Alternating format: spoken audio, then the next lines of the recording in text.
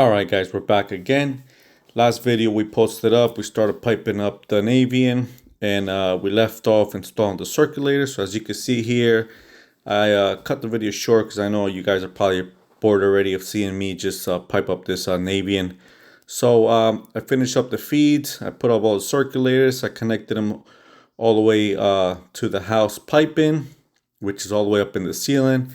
Every time I pipe up a boiler, I always go from the ceiling down. I cut everything out and I'll start from scratch. So as you can see here, I started doing the return now. I'm lining everything up. And if you guys saw the first video, you guys know that this is a 5-zone system, but it has 6 returns. The first floor is the split zone. So if you go back and look at the circulators, there's 5 circulators. One of them is a 1-inch line. Every other one is 3/4. The 1-inch line is the split zone going to the first floor, and they returned back 3/4 lines for the first floor. They returned 2 of them, so that makes it 6 returns. So the way I pipe them up, I do all 3/4 again. I cut everything up to the ceiling and run new piping up as neat as possible to the manifold that I'm building. I also install ball valves on each of the return lines because it's going to make it easier to isolate every zone. And then also when it gets down to bleeding the system, especially on the split zone, you want to be able to isolate everything individually, and that way it's bled correctly and there's nothing left in the lines. And whatever is left in the lines, the spiral vent will take care of it, removing those micro bubbles left in the system. Also, a big plus of leaving ball valves for every zone is in case there's emergency, you can isolate that zone, shut it down, and the homeowner will still have heat on all the other zones. So that's a big plus for the homeowner, because you never know when you get a frozen pipe or just a pipe just starts with a pinhole or something happens. At least you know that you can have heat to the rest of the house and just isolate that zone. So you can see me here. I start piping up the returns with the ball valves, and I'm running copper all the way up to the ceiling. In this case, it was a kind of a little pain in the ass because I couldn't go straight up because it landed right onto the intake, which you can see that 3-inch PVC. So if I went straight up, there was no way to go straight up. And if I would have thought of it before, I could have gone straight up with the copper, but then I got to try to offset the intake and it's not going to be uniform. So I decided just to go straight up with the copper, offset the piping, and connect it to the ceiling to all the other returns coming through. And if you guys saw the first video, you guys saw all the mess that I had up in the ceilings. There was piping everywhere from the old contractor just decided to leave everything all over the place, not organized. So I had to decode everything, see which way I want to run everything. That way nothing crisscrosses and everything looks pretty uniform as best as possible. Again, it's a retrofit, so I got to try to make all the old piping work without cutting out extremely amount of pipe. So I did cut out a decent amount of piping, and I did use a lot of piping for the new stuff. And again, I use L copper for everything. I don't like going cheap and M copper. So everything's L. Everything you see here, it doesn't matter what size I use. On this one, I used 1.5 inch, 1 inch, and 3/4 piping, and 1/2 inch. Everything's always L, and everything's always soldered. Let me know in the comments below, how do you guys pipe it up? If you guys use Pro Press, do you guys Pro Press little by little? Do you guys mock everything up? Or what do you guys do? I don't do Pro Press, so I can't. I don't know what you guys do.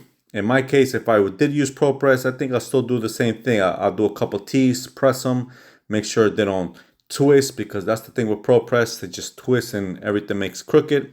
With the solder joints, I'm the same thing. I line everything up, solder a couple joints, and then just keep on putting straps and everything, make sure everything stays nice and square. So as you can see here, the returns all the way up to the ceiling. Those 2 that you see that I haven't piped up yet is because I ran out of 45s in my truck. My guy didn't do his job and we ran out. So I decided to skip them. while we go head out to the plumbing supply, get some 45s, and I'll jump back to that. You probably won't see it in the video because I'll skip it. But anyhow, I started piping up now the water now. As you can see here, I start with the cold side is already done. That's the PEX line you saw there against the wall. That's all I'm sorry, that's the hot side. The hot side is the easiest. It's only feeding directly from the house to the unit. And then as you can see here, this is the Milwaukee threaded rod cutter I mentioned in a couple videos ago. This thing is awesome. If you guys use threaded rod, this is the way to go. Buy this tool. It's going to save you a lot of time, a lot of headaches. I know a lot of guys use grinders with the sparks and everything, or use a Sawzall. With the threaded rod cutter, you have no problem whatsoever. You can even cut a little piece like I'm going to demonstrate right here. Look at a small little piece. It's probably like a 1/4 inch piece that I'm taking off this threaded rod. Let me know if you could do that with the Sawzall without messing up the threads. You could do it, but it messes up the threads a little bit. So once that threaded rod snips the threaded rod, the threaded rod cutter snips the threaded rod, you could screw on the nuts and the split rings or floor plates, ceiling plates, whatever you want to call them, with no issues. You have no burrs left to it. You don't have to file it down. It's a nice clean cut. And you're going to thank me later. If you use a lot of threaded rod, buy this tool. It's a little on the expensive side, but it's worth the money. It's going to cut down on time. Not as much as if you use ProPress, but ProPress looks like shit. This threaded rod is the same thing. So anyhow, we start piping up the water now.